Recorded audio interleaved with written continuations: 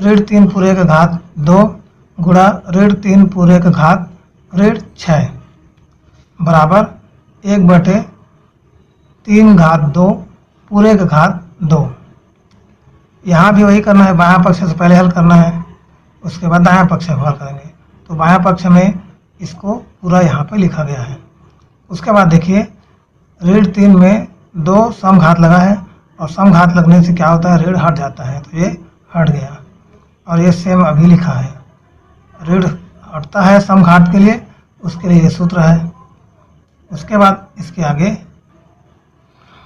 अब देखिए उसके आगे उसमें क्या दिया था, 3 वर्ग आया था गुणा ऋण 3 पूरे का घात ऋण 6 था।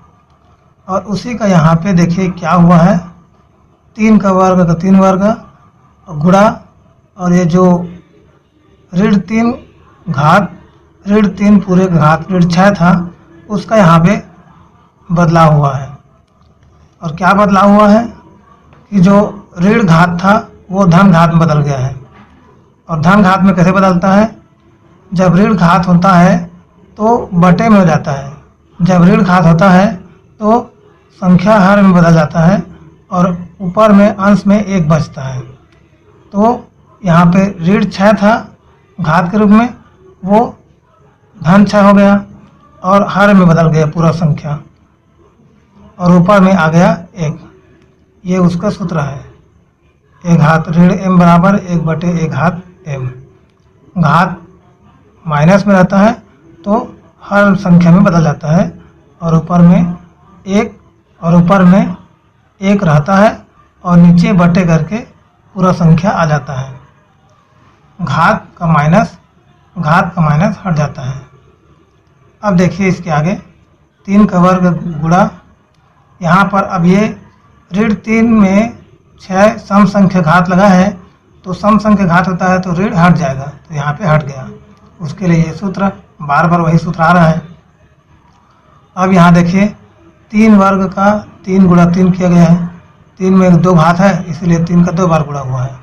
और यहाँ पे 3 घात 6 है तो 3 को 6 बार गुणा किया गया है। अब अगले स्टेप में देखिए ये 3 गुणा 3 है, ये ऊपर में आएगा, और ये जो नीचे में है ये तो पहले से दे दिया है बटे नीचे करके, बटे के नीचे है मतलब ये नीचे वाला हो गया। तो ये ऊपर वाला जो 3 है वो नीचे वाले 3 से कटेगा, तो ऊपर में केवल 2 3 है, तो 2 3 नीचे का 2 3 को काट देगा। तो उसके बाद क्या बचेगा, 1/3 गुणा 3 गुणा 3 गुणा 3। देखिए यही बचा।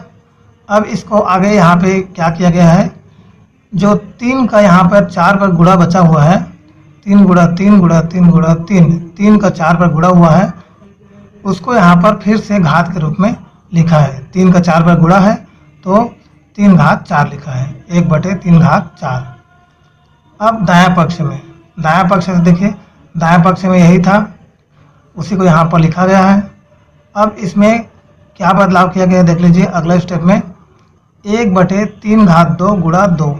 यहाँ पे जो कोष्टक के बाहर घात है और कोष्टक के अंदर घात है वो गुणा हो रहा है। यहाँ पे जब ऐसा होता है कोष्टक के अंदर घात और कोष्टक के बाहर घात तो उसका गुणा होता है। ये देख लीजिए इसका सूत्र, a घात m पूरे का घात n बराबर a घात m गुणा n।